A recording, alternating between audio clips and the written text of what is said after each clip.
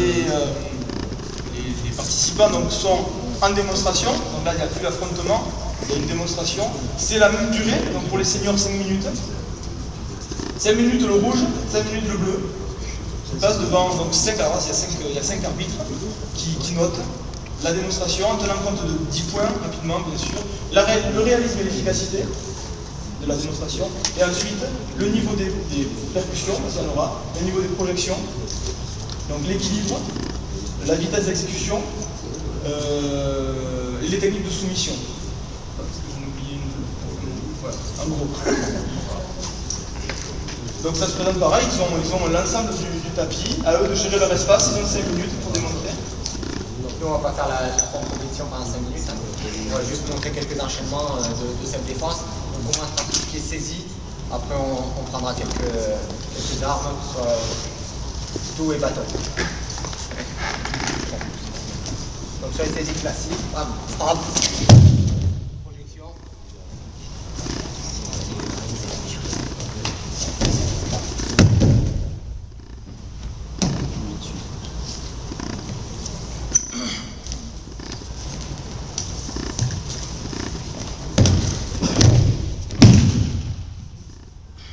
Donc la finalité, là, à chaque fois, c'est l'abandon. C'est soit faire abandonner, soit contrôler le partenaire. Le but, c'est cesser l'attaque du partenaire. C'est neutraliser neutraliser derrière. Voilà. Et contrôler. On reste dans une vision de progressivité de la défense vis-à-vis de l'attaque. Pour rester dans un cadre légal qui là, c'est plus le cadre sportif, c'est le cadre de la légitime défense. On ne va pas sur une poussée casser un bras.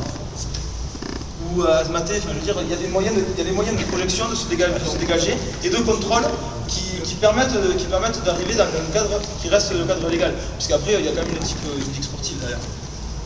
Donc là, on va dire que c'est un couteau. Déjà, quand on est sur un couteau, on est sur notre approche, forcément. On précise. Ouais, c'était un cigare. Que les Cubains avaient laissé Voilà. C'était.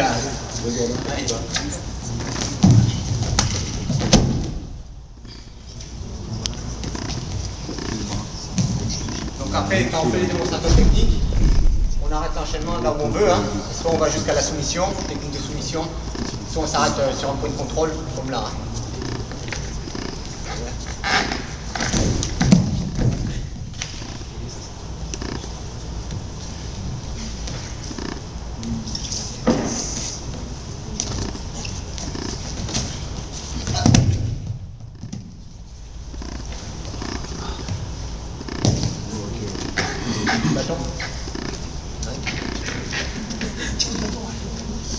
Donc on envisage toutes les formes d'agression.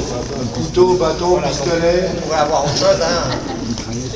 On va avoir le pistolet. Le temps que le mec après, chacun prend les armes. tout le monde n'est pas Lucky Luke. Hein. De côté, mais bon. Après, toutes les armes sont envisageables, bien sûr. Quand on démontre ce genre de technique, il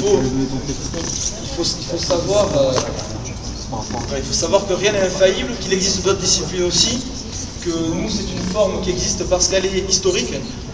C'est l'armée rouge, hein, au départ on n'a pas parlé trop de l'historique, mais la création du sambo en URSS, c'est la synthèse des luttes traditionnelles des différents territoires de l'Union soviétique, mais c'est aussi la création d'un sport de combat d'un sport de défense et de combat pour l'armée rouge et le KGB. Donc forcément, le travail en club est différent du travail qu'ils peuvent trouver dans une enceinte, dans un combat militaire, c'est certain. Mais ça fait partie, c'est historique. Dès l'origine, le sambo était déjà posé avec ces deux formes, la partie sportive et la partie défense. Donc là, on passe sur un bâton, donc sur le faux roulant. Hein.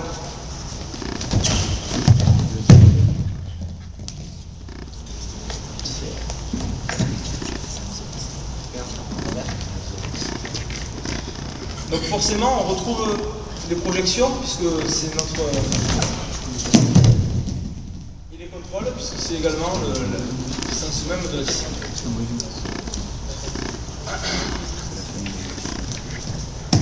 On ne va pas vous embêter plus longtemps. Hein. Est-ce que vous avez des questions, que ce soit sur un des trois styles